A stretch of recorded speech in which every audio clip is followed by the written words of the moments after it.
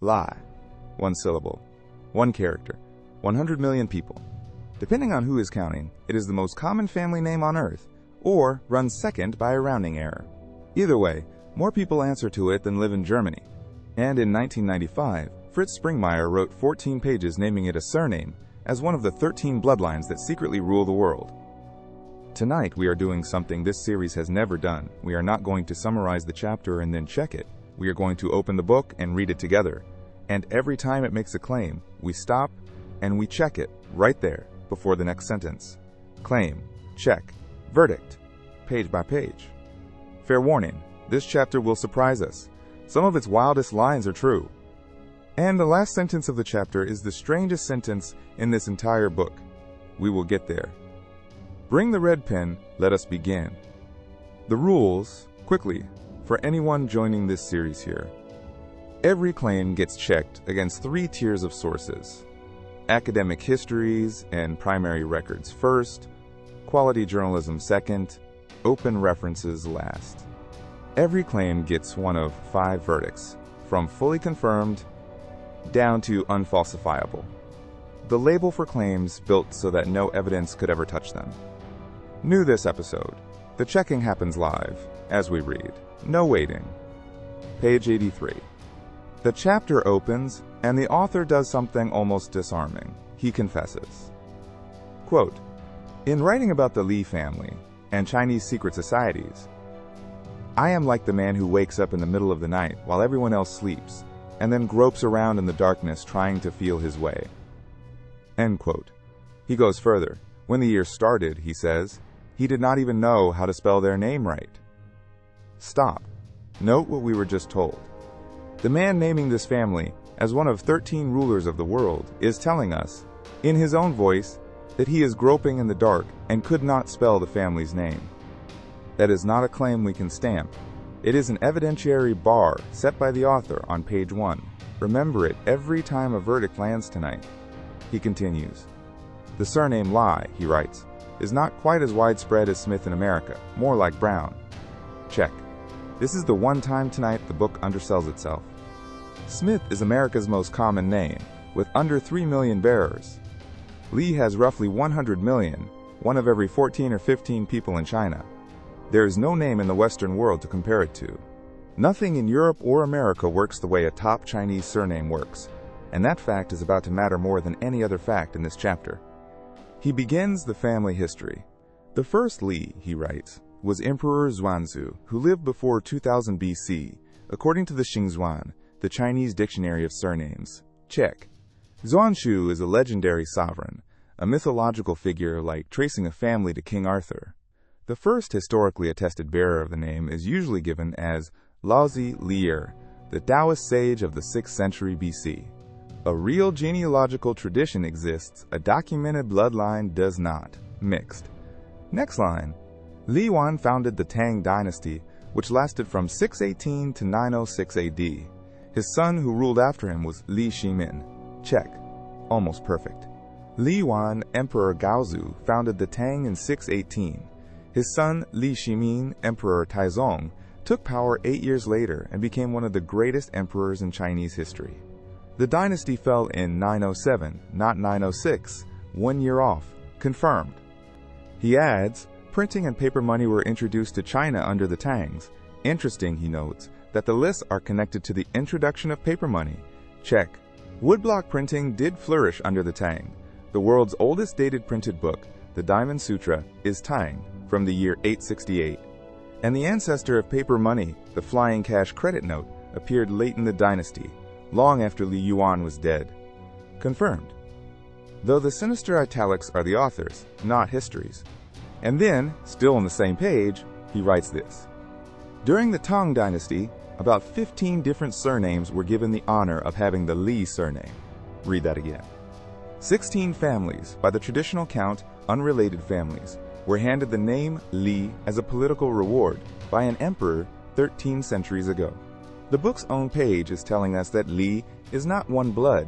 It is a name the throne handed out to outsiders, and a name tens of millions of unrelated people carry. Confirmed, and it is the moment the chapter's thesis dies on its own first page. Whatever a Li in Hong Kong shares with a Li in Beijing, it is not, demonstrably, one family's blood.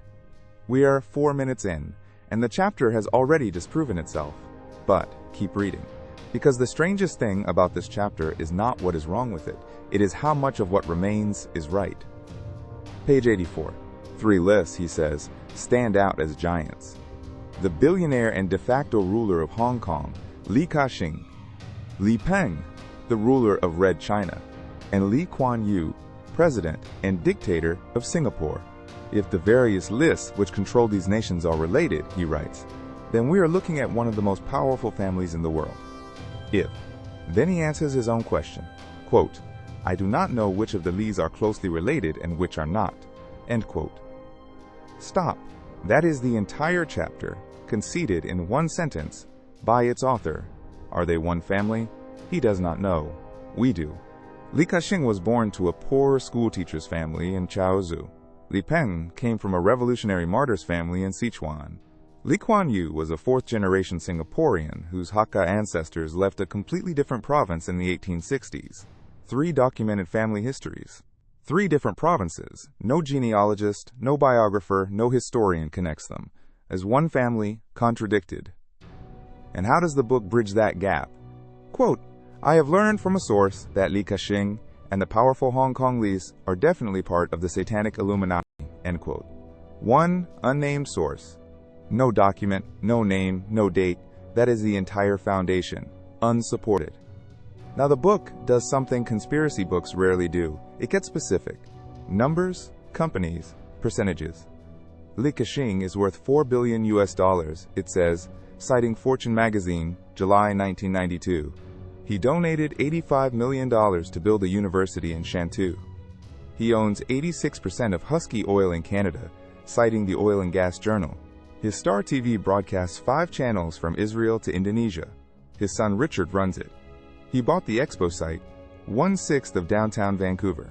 Simon Murray, who served in the French Foreign Legion, manages for him. Check. And here's the surprise. Essentially all of it is true.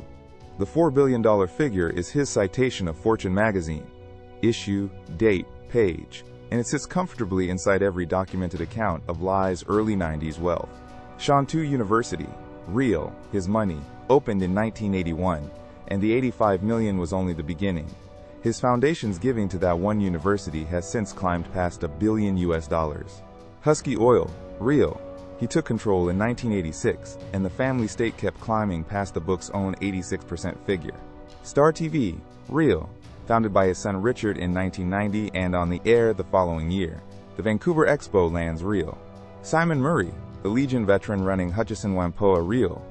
On the business record, this section is confirmed, nearly line by line. Which makes the missing part stand out. The book knew Star TV existed. It did not know what happened next. In 1993, Li sold control of Star TV to Rupert Murdoch's News Corporation for over $500 million.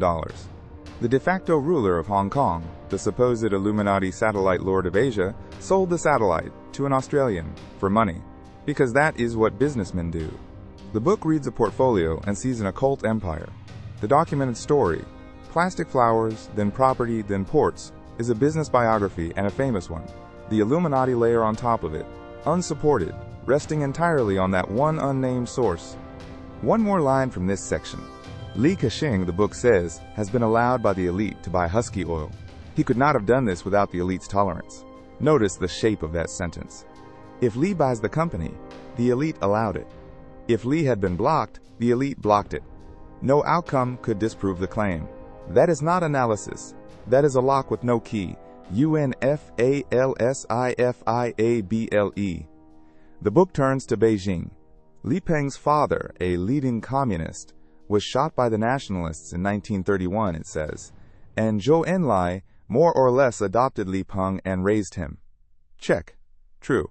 Li Shuoshun, Communist Party member, was executed by the nationalists in 1931. Zhou Enlai and his wife Deng Yingchao, childless, took the boy into their circle of martyrs, orphans, though Li Peng himself, in his own memoir, denied a formal adoption. On the substance, confirmed. Then the embroidery starts. Zhou got Li Peng into Moscow's school system, where, when the Russians finally realized his brilliance, they wanted to keep him and train him for their own purposes, and Li had to escape back to China. Check. Peng studied at the Moscow Power Engineering Institute from 1948, a hydroelectric engineering student in his 20s, not a schoolboy. He came home in 1955 to run power stations. The dramatic escape from covetous Russians appears in no biography we can find. The Moscow education is real. The thriller plot around it is not. Mixed. What the book says about Peng and Tiananmen, it says almost in passing, it was Peng that crushed innocent people at Tiananmen Square. Check. Peng was premier of China, acting from late 1987, confirmed the following spring in office until 1998. And in May 1989 it was Peng who went on national television to declare the martial law that ended, on the 4th of June, in the killings around Tiananmen Square. The decision above him was Deng Xiaoping's. The announcement and the office were his. History remembers him for exactly this. On this line, the book is not exaggerating. Confirmed. And pause on the strangeness of that. In a chapter of shadow bloodlines and unnamed sources, the most damning thing on the page is the thing the whole world watched on live television. Singapore. Lee Kuan Yew, a Cambridge-educated lawyer, was placed into the all-powerful position of president in 1965, the book says, where he remained, quote, I believe until 1991. Notice the I believe. The author is guessing and telling us so. Check. Lee Kuan Yew was never president of Singapore. He was prime minister, a different office, and in Singapore's system, the one with the actual power. And the dates are wrong on both ends. He took office in 1959, before independence, and stepped down in November 1990. For the head of state title and the dates, contradicted. But the picture around the error, a one-party state run with a controlling hand? Check. In 1976, the People's Action Party won every single one of the 69 seats in Parliament, exactly as the book says. It also swept every seat in 68, in 72, and in 1980. Confirmed. Even the strange little detail about long hair. In the 1970s, Singapore really did run an official campaign against long-haired men, served last at government counters, turned back at the border, foreign musicians banned from performing. The passports confiscated flourish is embellished, but the policy was real, confirmed in substance. This is the pattern settling in. The book is a bad witness with a good clippings file. It garbles the office, the dates, the title, and gets the texture of the authoritarianism right. The book reaches for Mao. Mao's mentor was Li Tachao, Li Dazhao, head of the Communist Party in northern China, with ties to the Red Spear's secret society. Check. Li Dazhao co-founded the Chinese Communist Party with Chen Duxiu in 1921.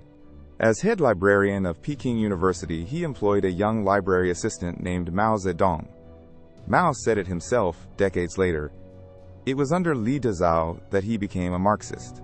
The party's northern chief until a warlord hanged him in 1927. Confirmed. This is real, mainstream history in any textbook. The Red Spears? They were rural, peasant self-defense militias. Million strong. Spears and spirit rituals. Communist organizers, Li Dazhao among them, wrote about harnessing them for the revolution. That is an organizing strategy, documented in the very academic book Springmeier cites, Sheno's study of popular movements and secret societies. Membership in an occult brotherhood is not what the sources describe. Mixed, real contact, wrong frame. Then this. Mao, as a boy, wanted to learn of Christ and attend a missionary school, but when he went to it, they threw him rudely out because he was Chinese. That, the book says, explains his hatred of Christianity. Check. No biography of Mao, not Snow, not Spence, not the hostile ones, records a missionary school anywhere in his boyhood. Schools did throw the young Mao out, village schools for defiance, but a mission school, a rude ejection for being Chinese, a wound that explains the atheism. That story appears nowhere but in this book. His documented schooling runs from the village school in Shaoshan to Dongshan Higher Primary to teacher training in Changsha, and his mother was a devout Buddhist. Unsupported. Watch what that one invented anecdote is doing, though. It is manufacturing a motive, turning the century's bloodiest atheist into a wounded Christian reject. When the record will not give the author a motive, the author writes one in. Page 88, and the chapter walks almost casually into one of the darkest true stories of the Cold War. General M.I. fled to the Golden Triangle and was provided, via CIA agents, supplies. It was Lai M.I. who started up the poppy fields to produce drugs that would be marketed by the other top Illuminati families. Check carefully, because this one is half real. General Li M. the Vers commanded the nationalist remnants who fled Yunnan into Burma after Mao's victory in 1949. And the CIA really did supply them. Operation Paper, approved under President Truman in late 1950, ran arms and supplies to Li Me's army through the CIA's own airline, hoping to reopen a front into communist China. The invasions failed. The army stayed. That part, a name, a program, a paper trail, declassified, confirmed. Started up the poppy fields? No.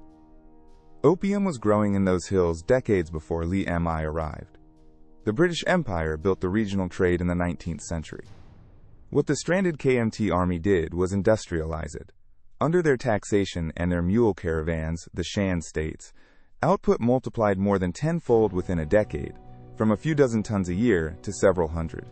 They did not plant the garden, they built the factory, mixed, and marketed by the other top Illuminati families. The historian who actually documented this, Alfred McCoy, in The Politics of Heroin in Southeast Asia, published in 1972, over 2 decades before this chapter, named the real distributors: Chinese syndicates, corrupt Thai generals, Corsican networks, complicit officials. Real names, real banks, real routes, no Illuminati required, unsupported, and notice the tell. The true version of this story was already in print, meticulously sourced. The book cites nothing of it. One more correction as we pass. The chapter has another Li taking over after Li Mi died in the 1960s. Li Mi did not die in Burma. He was evacuated to Taiwan when the operation collapsed and died in 1973. His trade did find an heir, Li Wenwan, a warlord general who ran opium caravans out of northern Thailand for another generation. The succession is real, the details are garbled. Mixed. Page 92, and the book plays what it clearly thinks is its ace. Sun Yat-sen, the father of modern China, the man on the wall in both Beijing and Taipei, was a triad leader. He led triad groups in Hong Kong and Honolulu, founded a new one in Hawaii, set up 268 other branches, was a high-ranking Freemason, and attended an Anglican school. Check. And this is the section where the book is closest to real history, with the label subtly wrong. Sun Yat-sen was initiated into the Qigong Tong in Honolulu in 1904, the overseas Chinese Hongmen Brotherhood, the triad-descended fraternal network, reportedly with officer rank. He used that network's lodges, money, and muscle to fund and staff the revolution that toppled the Qing in 1911. Historians do not dispute this. It is in the standard biographies. A revolutionary using the secret brotherhoods of the Chinese diaspora, confirmed. 268 branches? That number appears in popular triad books, unsourced. No academic history counts Sun's lodge founding, and the figure is suspiciously precise for a secret network. On the count? Mixed. High-ranking Freemason? The Qigong Tong called itself Chinese Freemasonry in English. A borrowed word, not a Masonic charter. No lodge of the actual craft lists him. Mixed. The book has mistaken a translation for a membership. The Anglican school? True Iolani in Honolulu, then Anglican-linked colleges in Hong Kong, and a baptized Christian besides, confirmed. Step back and see what just happened. The most genuinely startling fact in this chapter, the founding father of modern China really was a sworn brother of the triad world, is real, and the book still cannot leave it alone. It has to gild it with a fake precision and a wrong fraternity. The origins, per the book The White Lotus Society, centuries ago amalgamated itself to the Hung Society, which became the Triad Society, also known as the Three United Society. Check. The real Tiandihui, the Heaven and Earth Society, the ancestor of the Triads, emerges in the historical record in the 1760s, in Fujian, as a mutual protection brotherhood of the poor. That is the finding of the definitive study, built from Qing imperial archives. The White Lotus was a separate, older, Buddhist-derived movement. Shared enemies, shared underground, different organizations. The book is repeating the Triads' own founding mythology, the legend the Brotherhood tells about itself, as history, mixed. And one paragraph here deserves a smile. The book solemnly reports that the Freemasons have been very interested in the Triads, and that Masonic scholars wrote the early studies of them. That one is true. The pioneering Triad studies really were written by British Masons comparing ritual notes. Sometimes the footnote world of this book brushes against the real one. Before Hong Kong, a lightning round, because the chapter sprays smaller claims by the dozen, and tonight's rule is that nothing slips past unchecked. Chiang Kai-shek and his mentor, Big-Eared II, probably set up the 5 continents overseas Chinese Hung League in 1945 to oversee the world's triads. Check. Big-Eared II was Du Yuesheng, real and genuinely frightening. Boss of Shanghai's Green Gang, the man whose gunmen helped carry out the April 1927 massacre of Shanghai's communists in alliance with Chiang. But the Green Gang was not a triad, a parallel underworld with a different lineage, and mentor overstates a marriage of convenience. As for the grandly named League, what the record actually shows is Du fronting a nationalist-sponsored association in late 1946 to rally the secret societies against the communists, a real post-war umbrella with a duller name and a government sponsor. Have the names right, most of the labels wrong. Mixed. The Triads set up lodges across Gold Rush America, the Tongs of San Francisco, New York, and the Klondike. Check. Broadly real and standard immigration history. Confirmed. The Mafia was invited to work with the Triads in 1970 and complained the Triads were arrogant. Check. A summit with no date, no place, no source, no witness. A scene from a film nobody can screen. UNFALSIFIABLE. Li Xianian was president of China. Check. He was from 1983 to 1988. Another real Li at the top of China. Another family unrelated to the rest of the page. Confirmed. The elite made room for the list to open the Li Commercial Bank on Long Island, New York. Check. We went looking. No bank by that name surfaces in any directory, record, or archive we can reach. If it existed, it left no trace we can find. Unsupported. And this. The Li family has provided some of the greatest scientists of genetic research, a field, the book adds darkly, of avid interest to the satanic hierarchy. Check. There really were eminent geneticists named Li, including a founding figure of population genetics. There were also eminent painters, poets, farmers, and dentists named Li. One name in 14 is not a bloodline hobby, it is arithmetic. Unsupported. Now the pattern interrupt. Because the section of this chapter that sounds the most like Pulp Fiction, secret brotherhoods running Hong Kong, a third of the police on the take, a British superintendent bribed for decades, is the section that checks out best. By 1931, the book says, 8 main triad groups had divided Hong Kong into territories. Check. The classic police scholar study of the Hong Kong triads describes exactly that landscape. The Wo, the Tung, the Yi'an and their kin, each with its own turf, front guilds, and cover charities. Confirmed. In the 1970s, 35% of the police in Hong Kong were affiliated with the Triads. Check. No census of a secret society exists, and that exact percentage cannot be audited. But the scale of the rot is not in dispute. Syndicated corruption ran the stations, and it took a colony-shaking scandal to expose it. The number is a guess wearing a % sign. The underlying picture is real. Mixed. The Britishman Ernest Taffy Hunt, police superintendent of the Triad Bureau, was paid bribes for 18 years, starting in 1955. Check. Hunt was real, a senior police superintendent and corrupt on a spectacular scale. Caught with a fortune no salary could explain, prosecuted in 1974, and turned crown witness in the scandal that mattered, the flight of Chief Superintendent Peter Godber in 1973.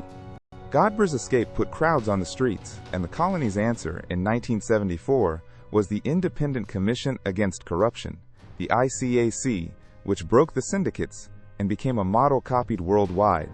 But the Triad Bureau title, and the neat 18 years from 55 arithmetic, no record we can reach confirms either.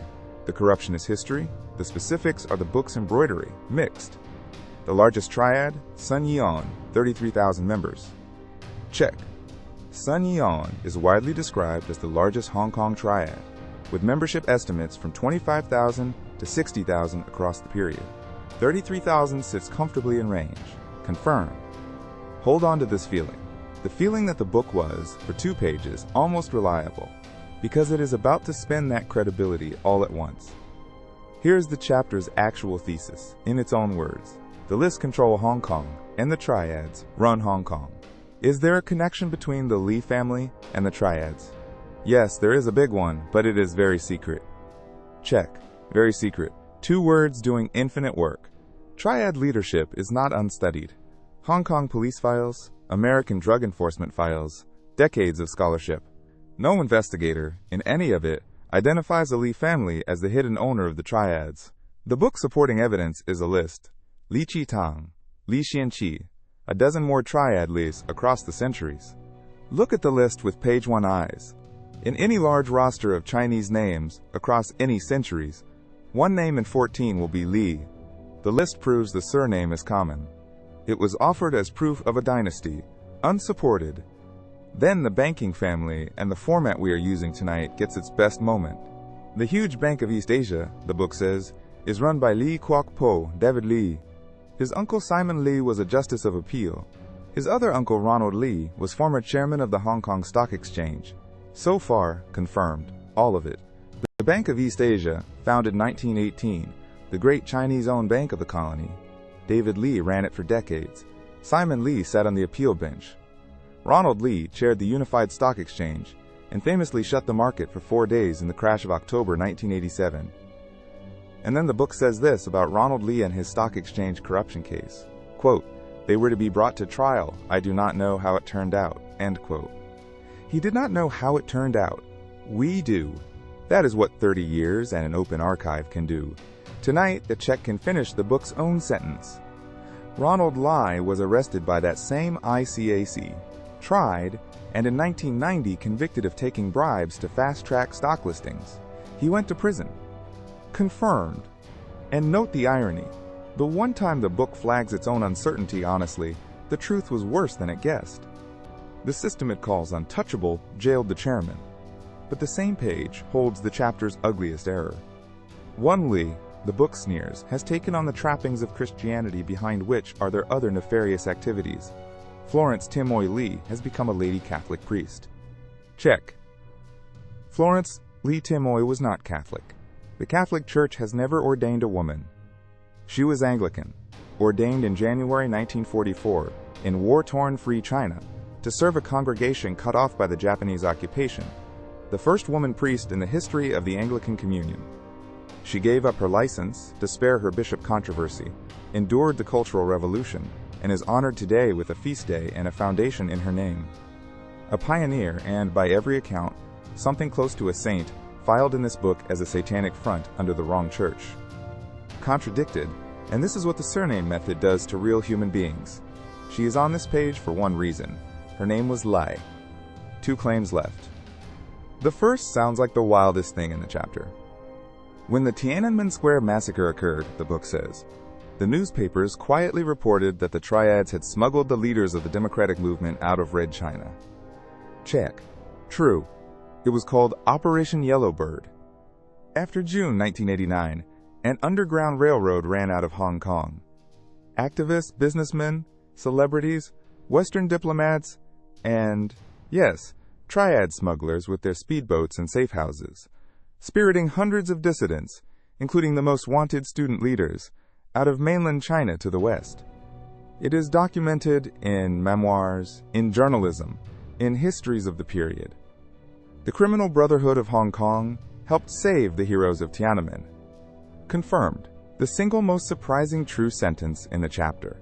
Reality, as ever on this series, is stranger than the conspiracy. And then the chapter ends. Final paragraph, page 96. After 14 pages arguing that everyone named Lai is one hidden family, the book closes with this. Quote, the Lai family is represented in Salem, Oregon, and other West Coast cities by the Wong family, who are part of their bloodline, end quote. Read it one more time. The entire chapter stands on one idea. The surname is the bloodline. The last sentence of the chapter says the bloodline continues under a different surname. In Salem, Oregon. If a Wong can be a Li, the name means nothing, and the chapter's own method is dead by its own hand, in its own closing line. No source is offered, none exists, unsupported, and the strangest sentence in the book, exactly as promised. The scoreboard, 42 claims, read and checked. The Li family is the Asian branch of the Illuminati. UNFALSIFIABLE.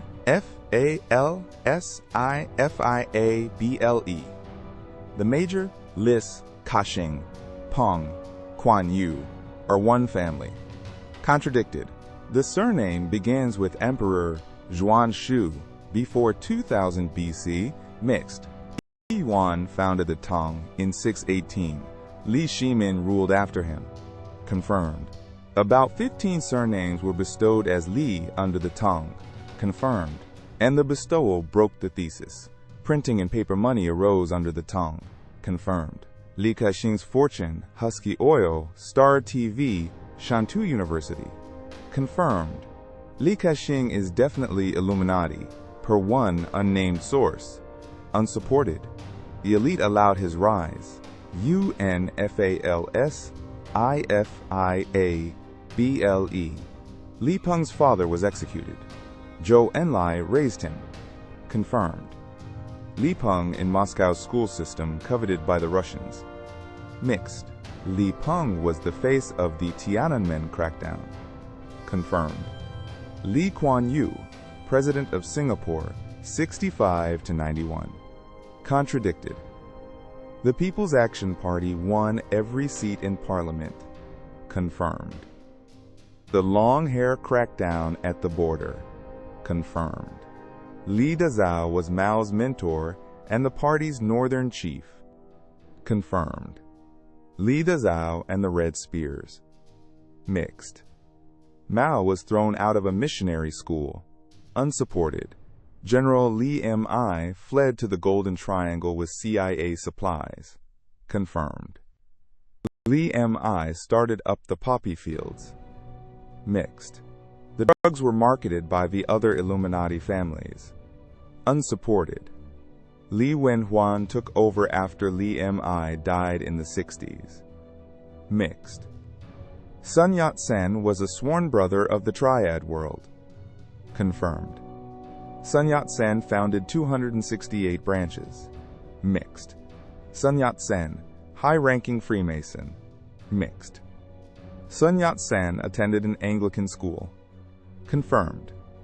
The Triads formed when the White Lotus merged into the Hung Society. Mixed. Chiang Kai-shek and Big-Eared Two's World Triad League. Mixed.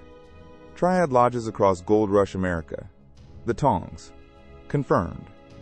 The Mafia Triad Summit of 1970. UNFALSIFIABLE. Li Xiaonian, President of China. Confirmed. The Li Commercial Bank of Long Island. Unsupported. The Li Geneticists, serving the satanic hierarchy. Unsupported. 8 main triad groups divided Hong Kong by 1931. Confirmed. 35% of the police were triad affiliated. Mixed. Superintendent Hunt took bribes for 18 years from 55. Mixed. The corruption is history. The span is the books. Sun Yian is the largest triad, 33,000 strong. Confirmed. The Lai family controls the triads in deep secret. Unsupported. The Bank of East Asia, Lise, David, Simon, and the jailed Ronald. Confirmed. Florence Lee Team Oi, a lady Catholic priest. Contradicted. The Triads smuggled Tiananmen's democracy leaders to safety. Confirmed. The Wong family of Salem, Oregon, is part of the Lai bloodline. Unsupported. The tally, 18 confirmed, 11 mixed, 3 contradicted, 7 unsupported, 3 unfalsifiable. The highest confirmation rate this series has ever recorded, and the emptiest chapter we have ever checked. Because not one of the 18 confirmed facts supports the claim the chapter exists to make. Here is what this chapter really taught us, and it took reading it line by line to see it. Springmeier's method is not lying, mostly, it is sorting. Real emperors, real billionaires, real generals, real gangsters, all true, all documented, all wearing the same 1 in 14 surname, swept into a single pile and called a family. The facts are load-bearing, the connection between them is the fiction. And the method has a price, and the price has a face. A wartime priest with the wrong surname filed between gangsters. An author who told us on page 1 he was groping in the dark, and on the last page handed the bloodline to a family named Wong. The real stories were better all along. A CIA airline feeding an opium army. A police force so rotten a colony had to invent the ICAC. A criminal brotherhood running an underground railroad for the heroes of Tiananmen. All of it true, all of it sourced, none of it needing a single drop of imaginary blood. Next time, the man the Kennedys feared. Aristotle Onassis, the yacht, the kidnap that never happened, and a typewritten legend called the Gemstone File. The reading continues. Bring the red pen.